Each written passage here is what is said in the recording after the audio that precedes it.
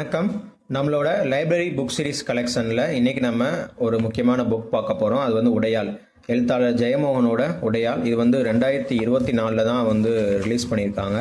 குழந்தைகளுக்காக நிறையா லிட்ரேச்சர் வந்து எழுத்தாளர் ஜெயமோகன் வந்து கொடுத்துட்ருக்காங்க. அதில் முக்கியமானது பார்த்திங்கன்னா இன்றைக்கி வந்து உடையாள் அப்படின்னு ஒன்று பார்க்க போகிறோம்.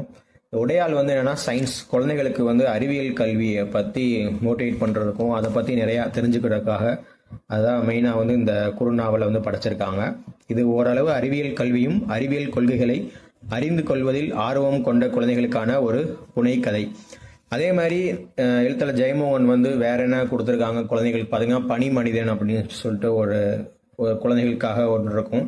அது நல்லாயிருக்கும். பனி மனிதன் வந்து நான் ஏற்கனவே படிச்சிருக்கேன், அது லைப்ரரியில் படித்தேன், அது நல்லாயிருக்கும்.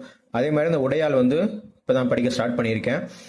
நம்ம லைப்ரரி கனெக்ட்ஸில் இது ஒரு முக்கியமான புக்காக இருக்குது. அதே மாதிரி நான் வேறு என்னென்ன நாவல்கள் அவளோட படிச்சிருக்கேன்னு பார்த்தீங்கன்னா, இன்று பெற்றவைன்னு இருக்குது, அருகுகளின் பாதை, காடு, ரப்பர், உலோகம், அப்புறம் வந்து அறம், அது மாதிரி நிறையா படிச்சிருக்கேன். அதை பற்றிலாம் நம்ம வந்து ரிவ்யூஸ் வந்து நெக்ஸ்ட் வீடியோஸில் நம்ம வந்து பார்க்கலாம்.